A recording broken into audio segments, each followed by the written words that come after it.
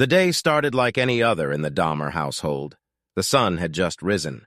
Jeffrey Dahmer, a successful architect, was sitting at the kitchen table sipping his morning coffee while skimming through the newspaper. His neatly combed hair and crisp shirt reflected his meticulous nature. Susan Dahmer, his wife, a strikingly beautiful woman with a magnetic presence, moved gracefully around the kitchen preparing breakfast. She wore a silk robe that shimmered in the sunlight. They had been married for 29 years, and tonight they were supposed to celebrate their anniversary with a grand party. The house was already buzzing with excitement, the decorations laid out in preparation, and the catering team scheduled to arrive soon. Jeffrey looked up from his paper, a warm smile on his face. "Can you believe it's been 29 years, Susan? Time flies, doesn't it?" Susan replied absent-mindedly. Her attention focused on the pancakes she was flipping. "But don't forget, we still have a lot to prepare for tonight's party." Jeffrey couldn't help but notice Susan's distant tone. She had been preoccupied lately, often distracted and less engaged in their conversations. He attributed it to the stress of organizing their anniversary celebration. He watched her closely, sensing an undercurrent of tension that he couldn't quite place. As the morning went on, Jeffrey's sense of unease grew. Susan's phone buzzed several times. In each time she quickly picked it up, her voice hushed and urgent. Jeffrey tried to brush it off, convincing himself it was probably related to the surprise she mentioned for the party. But the nagging feeling persisted. "Who keeps calling you?" "You seem pretty busy," Jeffrey asked, trying to sound casual. Susan forced a smile, slipping her phone into her pocket. "Just some last-minute arrangements for tonight. Don't worry about it." Jeffrey nodded, but the suspicion nodded him. He decided to distract himself by focusing on the party preparations. He stepped outside to check on the garden, where a team of decorators was setting up fairy lights and arranging flowers. The garden was a beautiful extension of their home, meticulously landscaped with blooming roses and neatly trimmed hedges. Their neighbors, the Bennetts, stopped by to offer their congratulations. Lisa Bennett, a close friend of Susan's, hugged Jeffrey warmly. 29 years. You two are such an inspiration. Thanks, Lisa. It's been quite a journey, Jeffrey replied. Glancing back at the house where Susan was still on the phone, her back turned to him. Inside, Susan hung up the phone and took a deep breath. She glanced at the clock, her mind racing. She had to make sure everything was perfect for tonight. But it wasn't just the party that occupied her thoughts. The phone calls were from Larry, a man she had met months ago at a charity event. Their affair had started innocently enough, but it had quickly escalated into something more intense. Now the guilt and excitement were a constant turmoil inside her. As the day progressed, Jeffrey's unease turned into a gnawing anxiety. He couldn't shake the feeling that something was off. He decided to take a break from the preparations and went for a walk around the neighborhood. The familiar sights and sounds usually brought him comfort, but today they felt overshadowed by the storm brewing in his mind. He ran into Frank, his old college friend, who lived a few blocks away. They chatted briefly about their families and work, but Jeffrey's thoughts kept drifting back to Susan. "You seem distracted, Jeffrey. Everything okay?" Frank asked, noticing his friend's distant look. "Just a lot on my mind with the anniversary party tonight," Jeffrey replied, trying to sound upbeat. "Well, you and Susan are the perfect couple. I'm sure everything will be great," Frank said with a reassuring smile. Back at home, Susan was making final arrangements for the party. She checked the guest list, coordinated with the caterers, and supervised the decorators. But her mind was elsewhere. She kept replaying her conversations with Larry, feeling a mix of excitement and dread. In the afternoon, Jeffrey returned home and found Susan sitting in the living room looking lost and thought. He sat down beside her and took her hand. "Susan, is everything really okay? You seem different." Susan looked into his eyes, her heart pounding.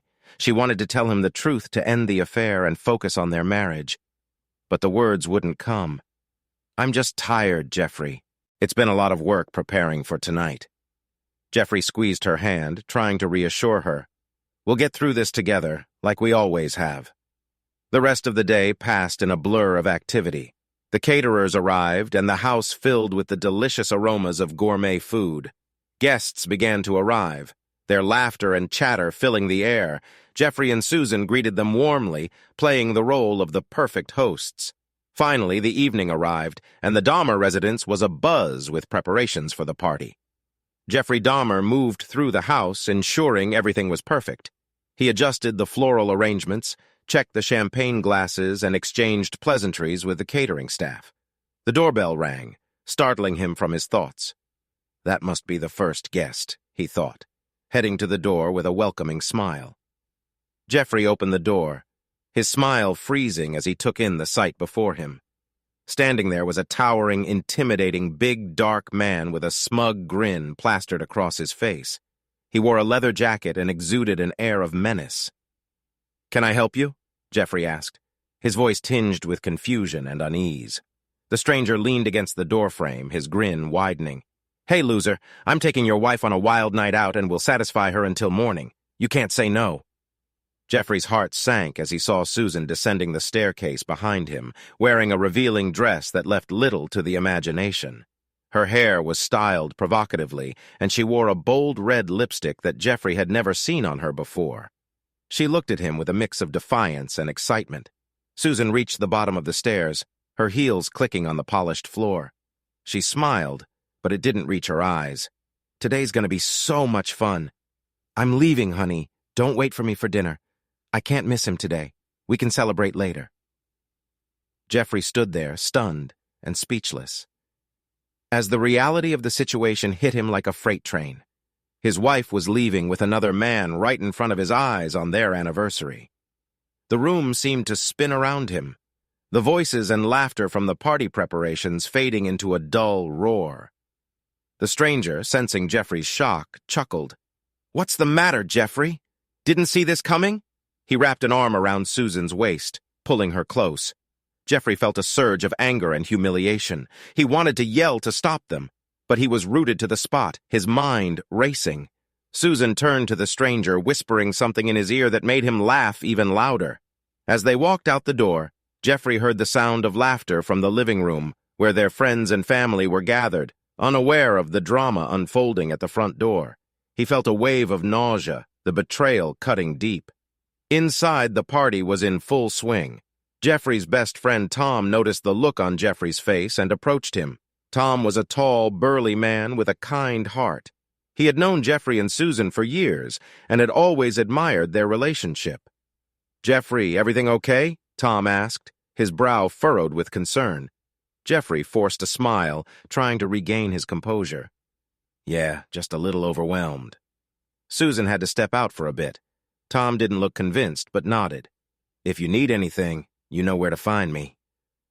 Jeffrey nodded, appreciating his friend's support. He wandered back into the living room, where the guests were mingling, oblivious to the storm that had just passed. He plastered on a smile, engaging in small talk with the guests, but his mind was elsewhere. Meanwhile, in a corner of the room, Lisa Bennett, Susan's close friend, noticed something was off. She had seen the exchange at the door from a distance and felt a pang of worry. Lisa had always been intuitive and could sense when something was wrong. She decided to keep an eye on Jeffrey, ready to step in if he needed support. As the evening wore on, Jeffrey found it increasingly difficult to maintain the facade. He excused himself from the party and retreated to his study, closing the door behind him. He sank into his chair, the weight of the betrayal crashing down on him. He stared at the framed photos on his desk, reminders of happier times, now tainted by the night's events. He picked up his phone and scrolled through his contacts, his finger hovering over Tom's name. He needed to talk to someone to make sense of what had just happened. But before he could make the call, the door to his study opened and Lisa stepped in. "Jeffrey, I know something's wrong. Talk to me," she said softly, closing the door behind her. Jeffrey looked up, his eyes filled with pain. "Susan, she left with another man right in front of me." Lisa's eyes widened and shocked. "Oh, Jeffrey, I'm so sorry. I had no idea."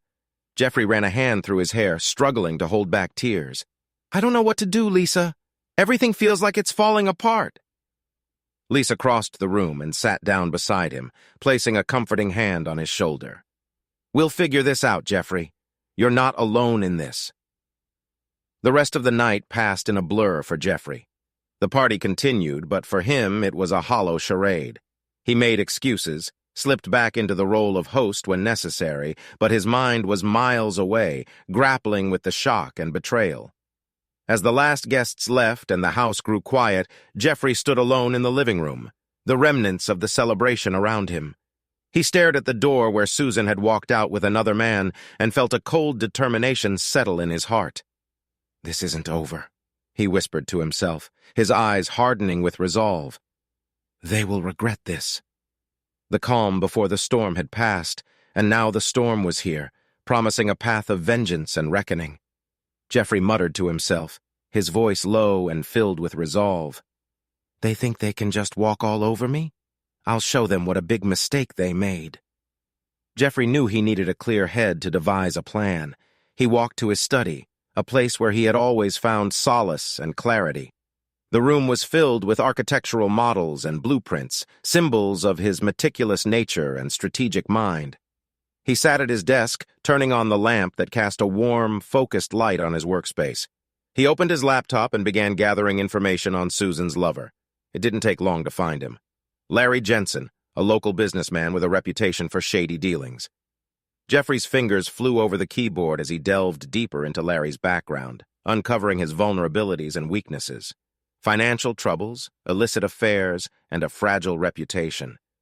Larry was not as invincible as he seemed. Jeffrey leaned back in his chair, a plan forming in his mind.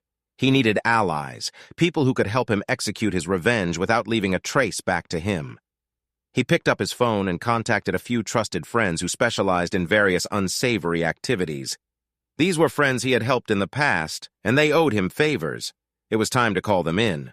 First, he called Sam, an old college friend who had turned into a private investigator.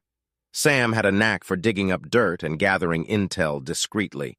When Jeffrey explained the situation, Sam didn't hesitate. "I've got your back, Jeffrey. I'll get all the dirt we need on this Larry guy." Next, Jeffrey reached out to Carlos, a tech wizard who had once helped him with a security breach at his firm. Carlos could hack into almost anything and make it look like an accident. "Consider it done," Carlos said. "I'll start with his financials and see what I can find." Finally, Jeffrey called Maria, a formidable woman with connections in the underground world. Maria owed Jeffrey for getting her out of a tight spot years ago, and she was more than willing to repay the favor. "Leave it to me," she assured him. "I'll handle the more physical aspects of the plan." As the hours passed, Jeffrey's plan began to take shape. He felt a dark satisfaction as he envisioned Larry's downfall. He knew it wouldn't be easy, and there would be risks involved, but he was willing to take them. The betrayal had awakened something in him, a side he never knew existed. He was no longer the mild-mannered architect. He was a man on a mission. Susan and her lover Larry were enjoying their wild night out, oblivious to the storm brewing back at home. They laughed and danced at an upscale club, thinking they had the upper hand. The music was loud, the drinks were flowing, and they moved together seamlessly on the dance floor. Little did they know their nightmare was about to begin. The club was packed with revelers, the lights casting an array of colors over the writhing crowd. Larry, with his confident swagger, led Susan to a quieter corner where they could talk without shouting over the music. "This is the best night ever," Larry laughed, a wicked gleam in his eyes. "Your husband must be losing his mind right now." Susan smirked, leaning into him. "He'll get over it. Besides, he needed a wake-up call. He's been so complacent for years." Larry pulled Susan closer, his eyes gleaming with mischief. "Well, you're with me now. Let's make this night unforgettable." The next morning, as the first light of dawn crept into the room, Jeffrey's plan was ready. He had all the information he needed and the support of his trusted allies. He took a deep breath, steeling himself for what was to come. This was the turning point. The calm before the storm had passed, and now the storm was here. Jeffrey was ready to unleash it, and he would stop at nothing to see his revenge through. Larry and Susan decided to head back to his place. The drive was filled with laughter and teasing, but as they pulled into Larry's driveway, their jovial mood was shattered. There, illuminated by the harsh glare of the outdoor lights, stood Jeffrey, calm and composed with a glint of malice in his eyes. "Evening, Larry. Susan, did you have a good time?" Jeffrey's voice was unervingly calm. Larry sneered, trying to regain his composure. "What's the matter, Jeffrey? Can't handle a little competition?" Jeffrey smiled, a dangerous edge to his voice. "Oh, I'm more than capable. In fact, I think it's time you learned a lesson." Before Larry could react, Jeffrey signaled to his friends, who emerged from the shadows like specters. Sam, Carlos, and Maria moved swiftly, overpowering Larry with practice knees. They tied him up with zip ties, his struggles futile against their strength. Susan watched in horror as her lover was subdued. Her mind racing, the night had taken a terrifying turn she had never anticipated. She stepped forward, her voice shaking. "Jeffrey, what are you doing? Let him go!" Jeffrey turned to her, his expression cold and unyielding. "You wanted excitement, didn't you? Well, here's your chance." Sam, the private investigator, moved to Jeffrey's side. He had a calm, professional demeanor, his eyes scanning the surroundings for any signs of trouble. Carlos, the tech wizard, stood by the car. His laptop opened on the hood, monitoring the security cameras he had hacked to ensure they wouldn't be disturbed. Maria, with her imposing presence, stood guard, her expression fierce and unapproachable. Larry struggled against his restraints, his voice a mix of anger and fear. "You can't do this! Let me go!" Jeffrey leaned in close, his voice a deadly whisper. "This is just the beginning, Larry. You thought you could humiliate me? Now you'll see what real humiliation feels like." As Susan watched the scene unfold, a horrifying realization dawned on her. She had underestimated Jeffrey's resolve and his capacity for vengeance. Her excitement turned to fear as she saw a side of her husband she had never known existed. "Jeffrey, please," she pleaded, tears streaming down her face. "This isn't you. You don't have to do this." Jeffrey's eyes met hers, and for a brief moment she saw a flicker of the man she once loved. But it was quickly replaced by a steely determination. "You made your choice, Susan. Now it's my turn." Larry was dragged into the house, his protests muffled by the gag Maria had expertly tied around his mouth. The house, once a sanctuary of comfort, now felt like a trap closing in. They led him to the basement, a space that Jeffrey had transformed into a place of reckoning. The cold concrete walls and the dim lighting added to the oppressive atmosphere. Jeffrey's friends secured Larry to a chair in the center of the room. Sam set up a camera, its red light blinking ominously. Jeffrey stepped forward, a cruel smile playing on his lips. He turned to Susan, who stood at the top of the stairs, frozen in fear. "You wanted to wake me up, didn't you?" Jeffrey said softly. "Well, consider me awake. Now you'll both learn the consequences of betrayal." Larry's defiance turned to despair. "You'll pay for this, Jeffrey," he yelled through the gag. Jeffrey smirked. "I doubt that. But you will, Larry. You will." Jeffrey began to methodically outline his plan, detailing how he would expose Larry's illegal activities and ruin his reputation. He described the evidence Carlos had gathered, the financial records that would implicate Larry in embezzlement and fraud. Jeffrey's voice was calm, almost clinical, as he explained the downfall he had meticulously orchestrated. Susan's horror grew with each word, realizing that Jeffrey's vengeance would leave no stone unturned. Her lover would be destroyed, and she would be left to pick up the pieces of her shattered life. As the reality of their situation set in, Larry's defiance turned to despair. He slumped in the chair, his eyes wide with fear. Susan stood in the shadows, tears streaming down her face, knowing that their nightmare was just beginning. Jeffrey stepped back, satisfied with the fear he had instilled. "Welcome to your new reality," he said softly, turning away from them. "This is only the beginning." The trap was set, and there was no escape. The atmosphere inside the Dahmer house was tense and foreboding. The once cozy living room now felt like a prison. The dim lighting cast eerie shadows on the walls, creating an environment thick with dread. Larry was tied to a chair, struggling against his restraints, while Susan stood nearby, paralyzed with fear and regret. The smell of sweat and fear permeated the air. Larry's face was contorted with anger and fear. "You're insane! Let me go!" he screamed, his voice echoing through the house. Jeffrey remained calm, his demeanor icy. "Oh, I'm just getting started. You see, Larry, nobody humiliates me and gets away with it." Jeffrey's plan was as methodical as it was ruthless. He had spent hours gathering every bit of incriminating evidence against Larry. With the help of Carlos, the tech wizard, he had hacked into Larry's financial records, uncovering a series of fraudulent transactions and illegal activities. "Did you really think you could hide this?" Jeffrey asked, waving a stack of documents in front of Larry's face. "Your employer will be very interested to know where all their money went."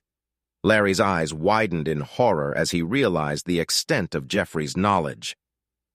"You can't do this," he whispered, his voice cracking. Jeffrey's smile was devoid of warmth. "Oh, I can and I will." Jeffrey picked up his phone and began making calls. He contacted Larry's employer first, his voice steady and confident as he laid out the evidence of embezzlement. The reaction on the other end of the line was predictable: shock, anger, and a promise of immediate action. Next, Jeffrey called Larry's family, detailing the extent of his deceit and betrayal. Each call was a nail in the coffin of Larry's reputation. Susan watched in horror as Jeffrey dismantled Larry's life piece by piece. Her mind raced with guilt and fear. She had never imagined that her actions would lead to this. "Jeffrey, please, this has gone too far," she pleaded, tears streaming down her face. Jeffrey turned to her, his eyes cold. "Too far? This is justice, Susan. You chose him over our life together. Now you'll see what he truly is." In the midst of the chaos, Sam, the private investigator, monitored the situation from a nearby room, ensuring that no one would interrupt. He had known Jeffrey for years and had never seen him like this. A part of him admired Jeffrey's resolve, while another part worried about how far he would go. Carlos, glued to his laptop, continued to send out emails and messages, making sure that every piece of dirt on Larry reached the right people. He was the silent executor of Jeffrey's revenge, his fingers flying over the keyboard with precision. Maria, standing guard by the front door, kept an eye out for any signs of trouble. She was a formidable presence, her loyalty to Jeffrey unwavering. She had her own reasons for wanting to see Larry suffer, reasons she kept to herself. Larry's defiance began to crumble. "You'll ruin me," he said, his voice barely a whisper. Jeffrey's gaze was unwavering. "That's the point. You took everything from me, Larry. Now it's my turn." As dawn approached, Jeffrey knew it was time for the final blow. He walked over to Larry, who was now silent, his spirit broken. "I hope you enjoyed your little escapade, Larry, because now you'll pay for it." Jeffrey left Larry tied up, ensuring the authorities would find him in a compromising position. He had arranged for an anonymous tip to be sent to the police, complete with all the evidence they needed to arrest Larry for his crimes. The humiliation would be public and complete. Susan, broken and humiliated, watched as Jeffrey set the scene. "Jeffrey, please. I didn't mean for this to happen." She sobbed, her voice filled with despair. Jeffrey looked at her, his expression hard. "You made your bed, Susan. Now you have to lay in it." As the first rays of sunlight crept into the house, Jeffrey gathered his friends. "It's done," he said, his voice heavy with finality. They nodded, understanding that their part in this saga was over. With a final glance at Larry and Susan, Jeffrey walked out of the house, his friends following close behind. The sound of police sirens in the distance signaled the end of one chapter and the beginning of another. Jeffrey knew that his actions would have consequences. But for now, he felt a grim satisfaction. He had taken back control, and no one would ever humiliate him again. The night of reckoning was over, but the repercussions would echo for a long time to come. As the police arrived and the chaos unfolded, Jeffrey walked away, ready to face whatever came next with a heart hardened by betrayal and revenge. In the weeks that followed, the fallout from that fateful night reverberated through their lives. Larry's life was in shambles. His career and personal life lay in ruins. Susan, ostracized and ashamed, struggled to pick up the pieces of her shattered existence. The Dahmer house, once a symbol of stability and warmth, now felt like a relic of a past life. Jeffrey moved through the rooms with a sense of detachment, the echoes of the past haunting each corner. His friends, ever loyal, checked in frequently, offering support and companionship. Larry sat in a dingy apartment, the walls bare and unadorned. His once pristine suits were now rumpled and stained. The phone rang incessantly, each call a reminder of the world collapsing around him. He picked up the receiver with a trembling hand, his voice hollow and defeated. "Hello?" Larry answered, his voice breaking. "Larry, this is Lisa from your former employer," came the clipped response from the other end. "We've received the evidence of your financial misconduct. You're terminated, effective immediately. Expect a lawsuit for damages." Larry's hand shook as he slammed the phone down, his face buried in his hands.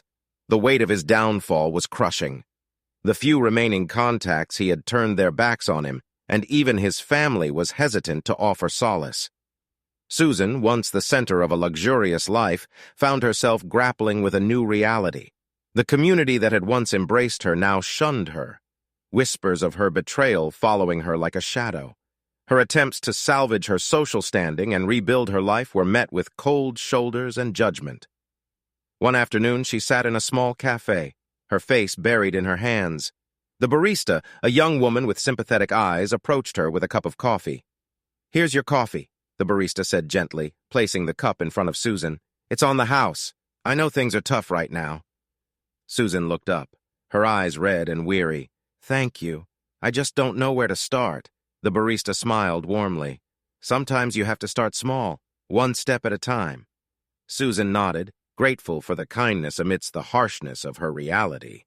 She took a deep breath and sipped the coffee, finding a small bit of comfort in the simple gesture.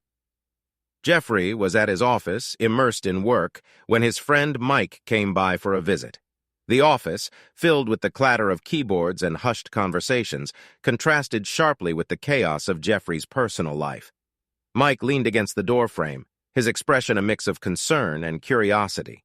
"Jeffrey, are you okay?" Mike asked, his voice laced with genuine worry. Jeffrey looked up from his desk, a faint, weary smile on his face. "I'll be fine," he said, his tone steady. "It's time to move on." Mike nodded, stepping further into the room. "I know you've been through a lot.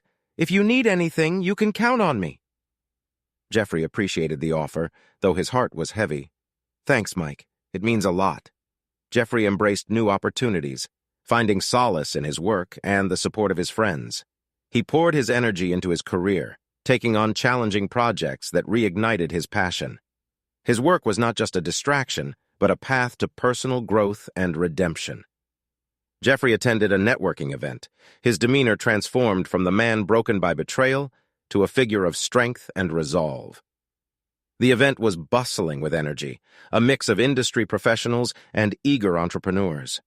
Jeffrey moved through the crowd with a renewed sense of purpose, engaging in lively conversations. One of his colleagues approached him, a look of admiration in their eyes. "Jeffrey, I heard about your recent projects. They're incredible. How did you manage to turn things around so quickly?" Jeffrey smiled, his confidence evident. "Sometimes you have to go through hell to find yourself again," he said. "I've learned to focus on what truly matters." His words resonated with those around him, and he began to rebuild his reputation and professional life. He started mentoring younger architects, sharing his experiences and wisdom, helping them navigate their own challenges. Jeffrey sat in his office, reflecting on the turbulent months. His space was a blend of professional order and personal comfort, a symbol of his recovery. The phone rang, and Jeffrey picked it up, his voice steady. "Hello?" It was his old mentor, Professor Reynolds, who had been following Jeffrey's journey. "Jeffrey, I just wanted to say I've been following your progress. It's remarkable how you've turned things around." Jeffrey leaned back in his chair, a sense of accomplishment washing over him. "Thank you, Professor. It's been a tough road, but I've learned a lot about myself along the way." Susan sought therapy and support groups, trying to make sense of her actions and rebuild her self-worth. One evening, she attended a support group meeting where she shared her story with others facing their own struggles. The room was filled with empathetic faces, each person battling their own demons. The therapist, a calm and reassuring presence, addressed the group. "It's important to acknowledge your feelings and take responsibility for your actions.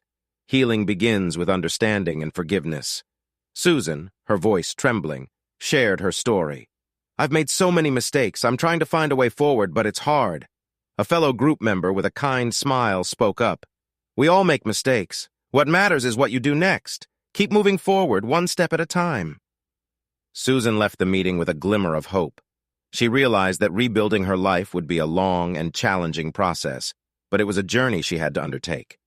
As the days turned into weeks, Jeffrey and Susan continued to navigate their separate paths.